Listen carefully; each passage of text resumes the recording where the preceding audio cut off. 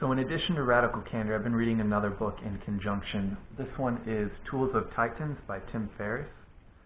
And I really like this book. It's by Tim Ferriss, obviously, and he's got a bunch of clues about what he thinks is valuable, tips that he has in his life, things like that.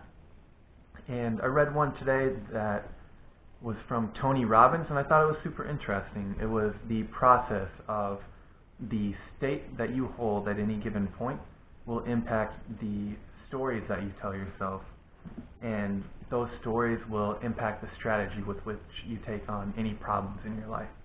So you may have noticed that sometimes you are in a lower state,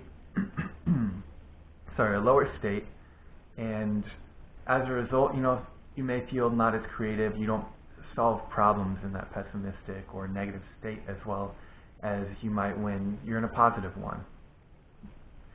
And the reason for this is that state will drive your perspective and the stories that you tell yourself. And you may go from, oh man, I'm having a really bad day, to the story you're telling yourself is, I can't solve any of these problems. And if you're telling yourself that you can't solve those problems, well, guess what? Your strategy is probably going to be to either give up or not even try. However, in contrast to that, you can see if you're in a more positive state, a more proactive state, then the stories you're going to be telling yourself are more along the lines of, I can do this. How can I think of a way to do this? What angle can I look at it from? And as a result, your strategy is going to be a stronger one that's more likely to solve the issue.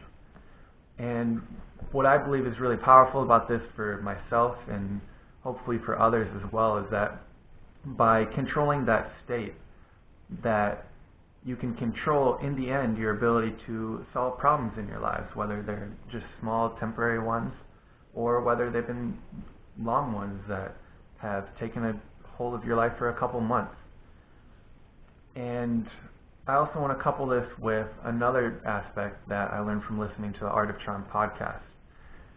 And that is that the mind controls the body and the body controls the mind, which comes into play because you can control the state that you're in by controlling your body. That's why exercise makes people feel better, because by controlling their body, putting in the effort to exercise and stress their body in that way, it releases chemicals in the brain that ultimately will make you happier and make you stronger. And in that same respect, in just the way that I'm waving my hands around, I can control my body. So by using those two cycles, you can control your state, which will allow you to come into your issues telling yourself a different story. And by telling yourself that different story, then you'll be able to get a different perspective and therefore have a different strategy into that problem.